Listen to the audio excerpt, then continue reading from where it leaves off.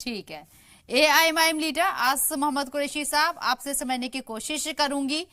सिर्फ माहौल बनाने की कोशिश क्या असदुद्दीन ओवैसी साहब कर रहे हैं? जो आरजू खान साहब ने यहाँ पर सवाल पूछा है, आप टेबल टॉक क्यों नहीं करते, सीधा प्रेस कॉन्फ्रेंस करते हो और फिर अपनी शराइत बता दें, या फिर एक माहौल क्रिएट कर रहे हैं कि देखो मुसलमानों के हितैषी हैं, एक संगठन के साथ हम जाना चाहते हैं लेकिन हमें बाइकआउट किया जा रहा है। हमदर्दी। मैं दोनों की बात का जवाब दूंगा। मैं पहले तो पूछना चाहता हूँ कि जीतन राम मांझी के लिए जो हाशमी साहब बैठे हुए हैं, हाशमी साहब जीतन राम मांझी जो थे वो सीएम नहीं थे। वो वहां पर उनके टुकड़ों पर पला हुआ एक इंसान था जिसको अचानक सीएम बना दिया गया था, तो उसे सीएम मानना छोड़ दीजिए। बाकी शबनम जी आपकी बात का जवाब पहले ही दे चुके हैं।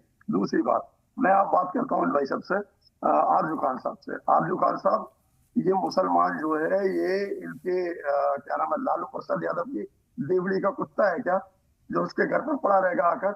अरे क्यों करेंगे हम तुमसे टेबल टॉक? होते कौन हो आप लोग? आप मुसलमानों की वोटों पर जीते हो, मुसलमानों की वोटों पर मरते हो, मुसलमानों का खाते हो, उन्हीं को गाली देते हो। अगर आपने कर ली थी तो आप भी तो ये ऑफर कर सकते थे। आप होते कौन है कि हम आपके पास जाएं? मुसलमान कौन है? आप इस बात का जवाब क्यों नहीं देते कि अगर आप मुसलमान हैं, मुसलमान की वोटों के लिए बैठे हुए हैं, तो मुसलमान को मुख्यमंत्री क्यों नहीं बना सकते? कौन सी कमी है मुसलमान के अंदर? पढ़े लिखे नहीं है बिहार के मुसलमान, समझदार नहीं है बिहार के मुसलमान। आखिर आपके हैं किस उसमें समझते हो आप? किस कैटेगरी में समझते हो? कमाल कर रहे हो यार।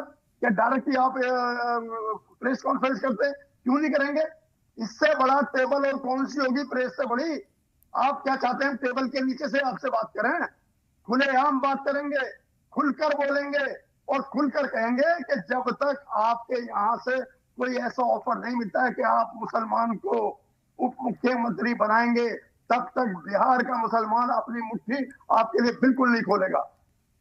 गुलाम नहीं है वो आपके, गुलाम नहीं है वो आपके। मोहम्मद कुरैशी खुलकर साहब, आपने सवाल उठा दिया, हम आपके हैं कौन? क्या वाकई में एक सियासी जिम्मेदार पार्टी होने के नाते, मेरे सवाल सुन लीजिए, आप इसे रिएक्शन में लूंगी, आप इसे रिएक्शन लूंगी। एक समझदार जिम्मेदार पार्टी होने के नाते क्या वाकई में तवक्को कर रही हैं कि आरजेडी आपसे आके मुलाकात करे, अपने मुतालबात रखे आपके सामने? 70 से ज्यादा सीटें 2020 में आरजेडी ने जीती थी और आप महज 5 सीट जीत पाए थे, उसमें भी आपके एमएलए आरजेडी में जाकर मर्ज हो गए थे।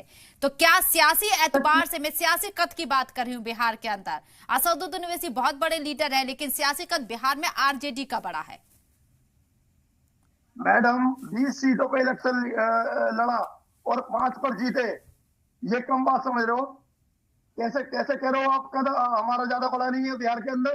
अरे बिहार के अंदर हम पूरा कद रखते हैं मैडम। मुसलमान पूरा कद रखता है, मुसलमान हुआ किसी को हराने जिताने की ताकत रखता है। और इस वक्त जो है एआईएमआईएम के जो लोग हैं वहां पर आरजेडी को जिताने या हराने की ताकत पूरी तरीके से रखते हैं। अगर हम 5 सीटें जीत सकते हैं तो वहां तो हमसे लड़ी ही नहीं ना जहां पर वो जीते। आप हमें लड़वा दीजिए, मत करिए आप हमारे साथ गठबंधन, हम अपनी पूरी 70 सीटों पर उतारेंगे, बल्कि 90 यानी सीटों कि पर अगर उतारेंगे। अजीम इत्तेहाद में शामिल नहीं होते हैं तो आप जो है सियासी खेल बिगाड़ सकते हैं, आरजेडी का महागठबंधन का कैंडिडेट उतार कर। चुनाव लड़ेंगे, बिगाड़ने और बढ़ाने की बात नहीं है। अकेले दम पर चुनाव लड़ेंगे, चुनाव जीतेंगे और दिखाएंगे इन सरकारों को कि वहां का मुसलमान क्या कर सकता है। वहां का मुसलमान इतनी ताकत रखता है कि किसी को हरा भी सकता है, जिता भी सकता है, और उसके बिना अपनी सरकार ना बने ये भी रख सकता है। हमारे बिना वहां की सरकार नहीं बनेगी इस बार। ये ताकत है वहां के मुसलमान की। ठीक है।